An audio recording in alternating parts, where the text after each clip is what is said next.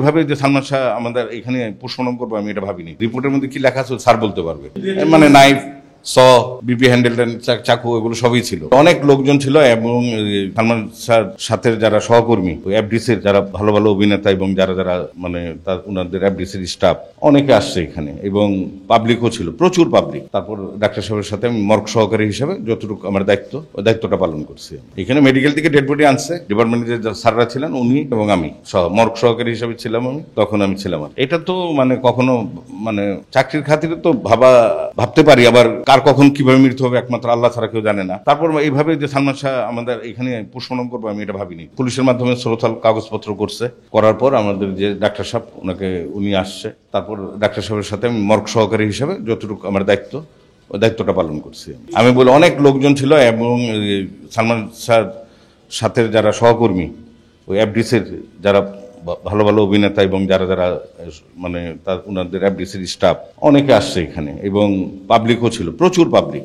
এখানে আমরা রাষ্ট্র এবং আইনের স্বার্থে কাজ করি। কে কখন কিভাবে মারা যাবে একমাত্র সৃষ্টিকর্তাই জানে। এখন আইনের স্বার্থে আমাদের কাজ যতটুকু সরকারিভাবে কাজ করার, ওই কাজটা আমি আমাদের ডাক্তার সাহেব এবং যে স্যার পোস্টমর্টম করছিলেন স্যার সহ আমি সহকারী হিসাবে সহযোগিতা করছি।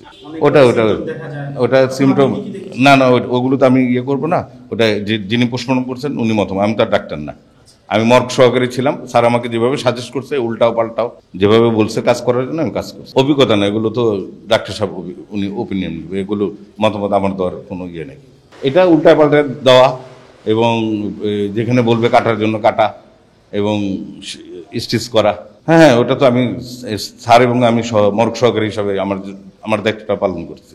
ওটা শ্রোতালের বর্ণনা আছে, এতদিন তো আমার এত খেয়াল থাকার কথা না। না আগ্রহ তো ঠিক আছে। এটা ওই যে রিপোর্টের মধ্যে কি লেখা আছে স্যার বলতে পারবে এবং এত তো খেয়াল আমার নেই। 29 বছর।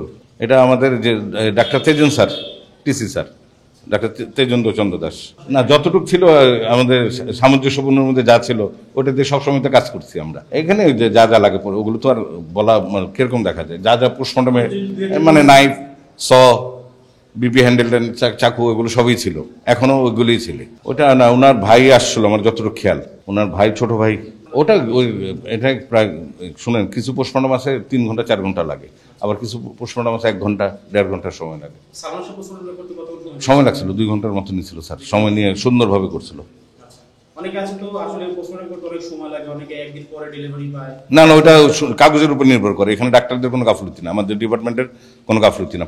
যেহেতু এখানে সরকারিভাবে 5টার পর কোনো পোস্টমর্টম হয় না, আইনগতভাবে সকাল 8:30 থেকে নিয়ে বিকাল 5টা পর্যন্ত, এবং রাষ্ট্রের স্বার্থে